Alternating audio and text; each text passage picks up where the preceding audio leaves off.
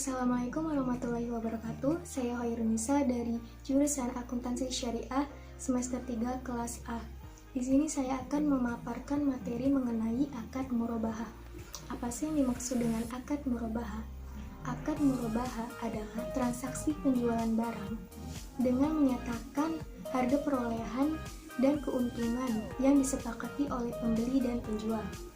Sementara akad murabahah dalam perbankan syariah dapat diartikan sebagai jenis kontrak yang sering digunakan untuk pembelian produk oleh bank sesuai dengan permintaan nasabah. Kemudian produk tersebut dijual kembali kepada nasabah sebesar harga beli dan keuntungan yang telah disepakati sebelumnya. Adalah dasar hukum diperbolehkannya akad murabahah berdasarkan syariat Islam terdapat dalam Quran Surat Al-Baqarah ayat 275 yang artinya, padahal Allah telah memperbolehkan jual beli dan mengharamkan riba. Selain itu ada dalam hadis Nabi dari Suhaib radhiyallahu anhu bahwa Rasulullah SAW bersabda, 3 perkara di dalamnya terdapat keberkatan. 1. Menjual secara kredit. 2. Mudharabah. 3. Mencampurkan tepung dengan gandum untuk kepentingan rumah dan bukan untuk dijual.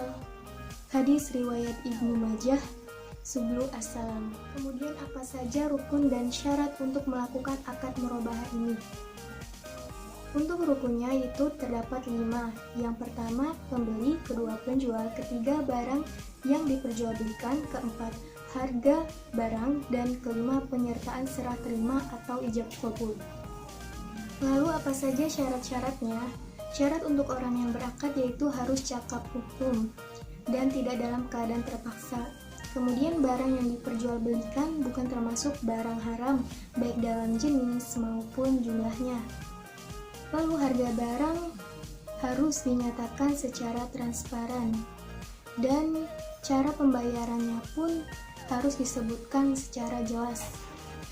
Dan pernyataan serah terima harus jelas secara spesifik oleh pihak-pihak yang berakad. Selanjutnya adalah jenis akad murabahah.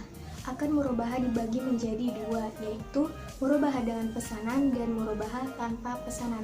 Murabahah dengan pesanan yaitu jual beli murabahah yang dilakukan setelah adanya pesanan dari pemesan atau nasabah untuk melakukan pembiayaan murabahah. Adapun skema transaksi akad murabahah dengan pesanan seperti gambar di samping, yaitu pertama penjual dan pembeli melakukan akad murabahah. Kemudian kedua, penjual memesan dan membeli kepada produsen atau supplier. Kemudian barang dari produsen diserahkan kepada penjual. Kemudian keempat, penjual menyerahkan barang tersebut kepada nasabah atau pembeli. Dan terakhir, pembeli melakukan pembayaran kepada penjual.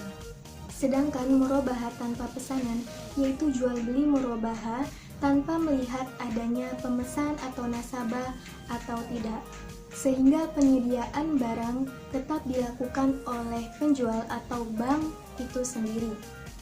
Adapun skema transaksi akad murabahah tanpa pesanan ini seperti gambar di samping, yaitu pertama penjual dan pembeli melakukan akad murabahah, kemudian barang langsung diberikan kepada pembeli atau nasabah, dan terakhir pembeli melakukan pembayaran kepada penjual atau bank. Lalu apa saja sih keunggulan dari melakukan akad murabahah ini, terutama untuk perbankan syariah? Yang pertama adalah murabahah adalah mekanisme investasi jangka pendek yang cukup memudahkan. Kedua, keuntungan dapat ditetapkan oleh bank syariah, sehingga bank syariah dapat memastikan bahwa keuntungan yang diperoleh sebanding dengan keuntungan bank umum lainnya yang berbasis bunga. Ketiga, murabahah tidak memastikan ketidakpastian dengan sistem bagi hasil atau profit and loss sharing. Sekian dan terima kasih. Wassalamualaikum warahmatullahi wabarakatuh.